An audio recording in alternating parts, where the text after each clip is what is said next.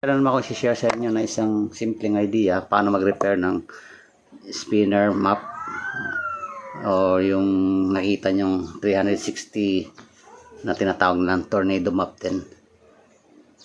Bali ang problema niya is hindi na gumagana yung kanyang spinning movement niya, para naka-steady lang pag ginagamit yung spinner map. Okay, bago tayo mag-upisa, isa muna maiklingin to.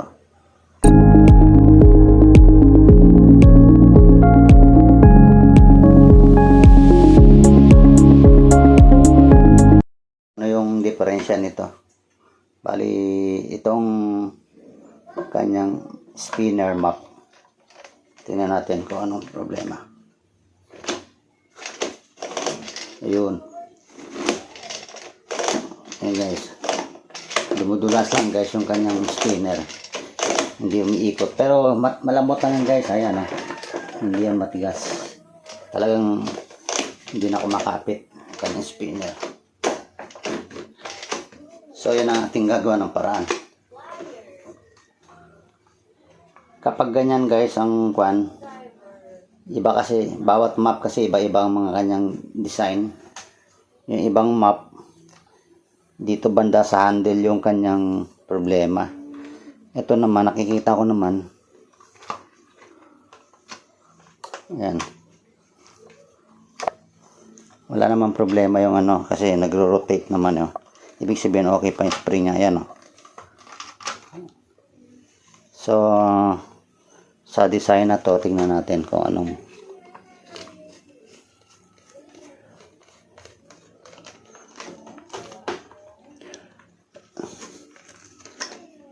so ganyan lang siya guys, ganyan kasimple.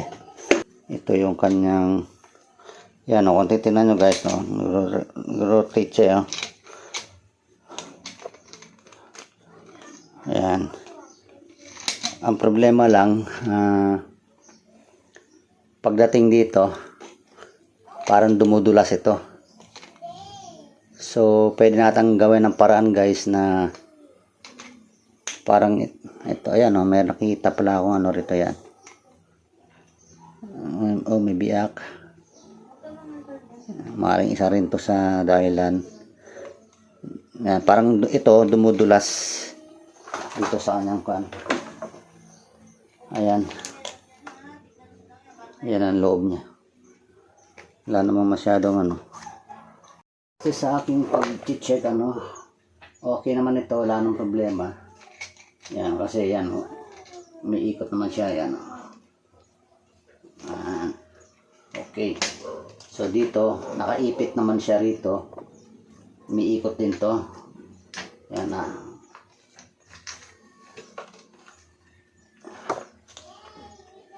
ayan, pag halimbawa inipit natin dito, iikot din naman ito.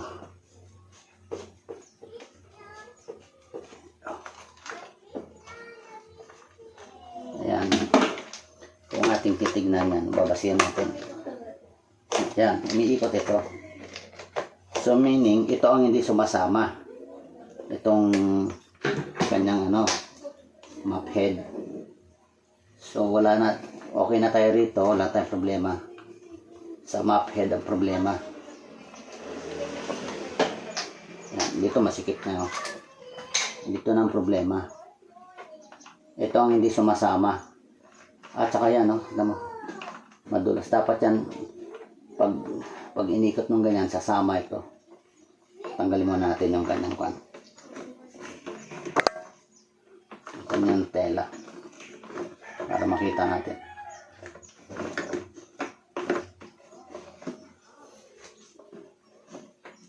Ayan. Ito.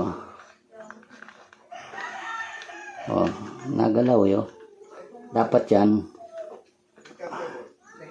Yan, pag ikot nito, sasama itong mismong head. Parang may lost thread na rito sa loob. Try ko guys kung kaya kong buksan to. Kung hindi siya mabuksan, gagawa ko na lang ng paraan guys. Maaaring nalagyan ko na lang ng alambre dito. Tatalin ko ang alambre doon, tapos naglagyan ng isang tornilyo rito. para umano siya. Ito sa mama pag inikot ito. Okay, babalikan ko kayo guys.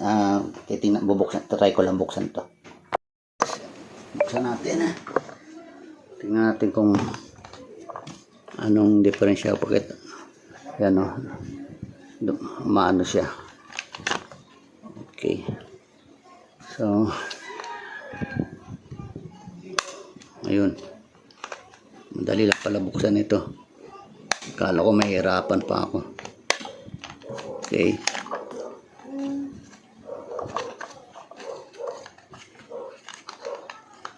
Ayan.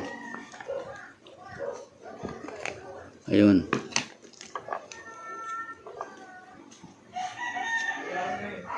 Ayan, dapat pag ganyan, para maluwag na yung goma, dapat masikip to, nakaganyan, no? Ayan, para pag ginanon, ayan, dapat pag ginanon, diniretso yung ganyan. Ayan, matigas. Ito, malambot eh, oh. So, dapat ito, yan, pag diniretso yung ganyan, titisa ito, yan, para umano siya, sumama pag ikot. So, itong diferensya maluwag na.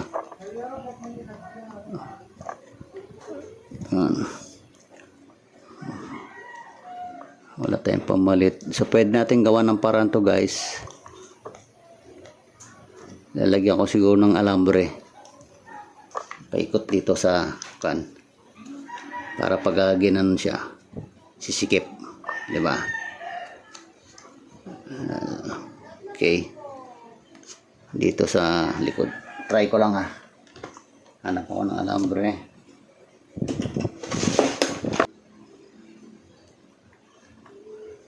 Paikot natin pag ganun doon.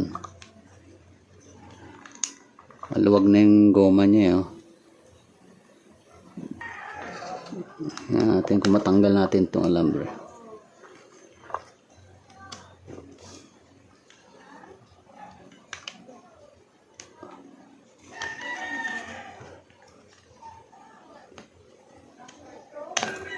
Oops, naputol na. Bagay, mas okay lang din yan. Kasi pwede na natin idikit. Babawasan na natin para pag umano siya, pag halimbawa ginanon siya, sisikip siya uli. Okay, di ba? Ayan. Ayan, oh. Bumaon na siya. Lalagyan ko lang ng alambre muna sa ilalim. Ayan, pangdagdagan na rin to, pampasikip.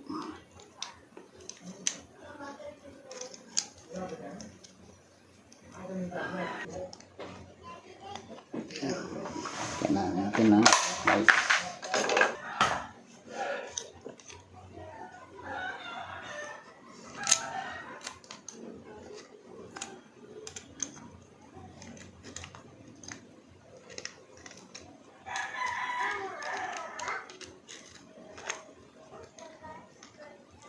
Ayan. May alambre na sa ilalim.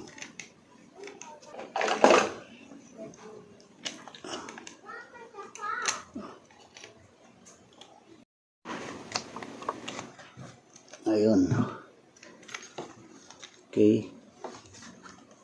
So, lagay natin sa baba.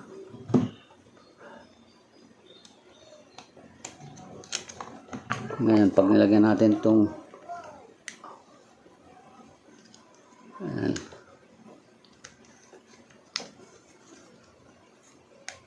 Okay. So, yan. Pag ginanon na siya, yan, siskip na siya. So, didikit ko na lang muna guys. Okay. Kunin ko na yung aking glue. Okay.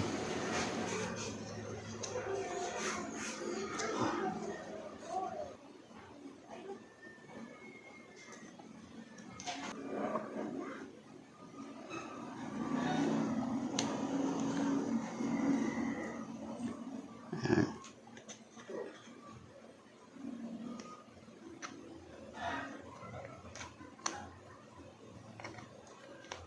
Okay.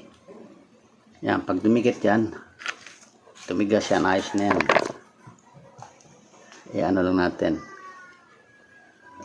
Pesto lang natin ng ganda.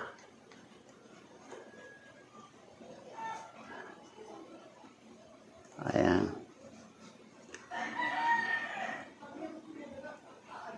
Weirdo mo, be. Weirdo.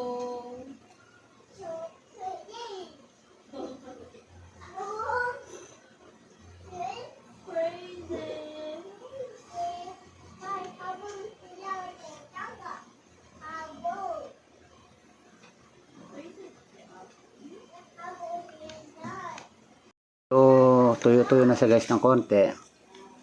Ayan. Pag dinerecho na siya ganyan, tutukod na siya doon. Sasama na ikot niyan. Okay. So, ginawa ko lang ganun paraan guys kasi wala tayong pamalit ng gasket na goma.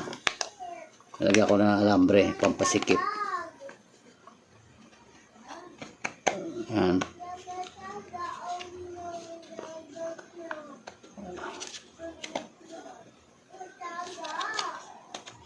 Okay. Ayan. Lagyan natin yung kanyang cover.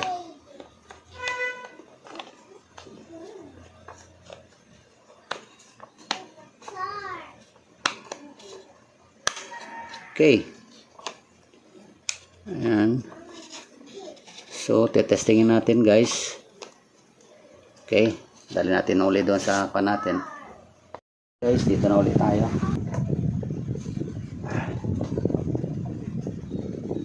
Kapit natin itong kanyang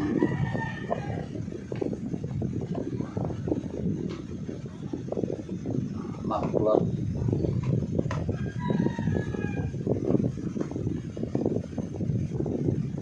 Ayan. Okay. Ngayon,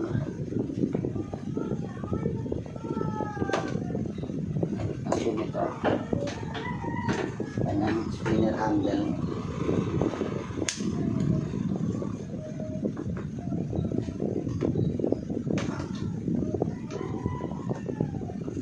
Ayan, ibaw natin. Natin yung lock. Okay. Diretso. Testing. Yun. Okay na guys. Good. Gumana na. Pasayan natin. Ayan, okay na rin sa kanya. Tapos sa dryer, kaya basket. Okay. So yan guys, gawa na. Ganyan lang guys ang pagre-repair ng DIY na spinner, map spinner pag may diferensya. Gaya ng sinabi ko, iba-ibang design ng bawat spinner map. Iba nandito yung stopper, iba nandoon. So yun guys, nagawa natin ng paraan DIY lang. Glue at saka alambre lang kailangan. Kasi yung kanyang rubber is maluwag na, worn out na yung rubber, kaya hindi na siya nakakaipit pag itinayong ganyan. Ngayon, ayan o, yan, nakakaipit na siya. Tapos ayan.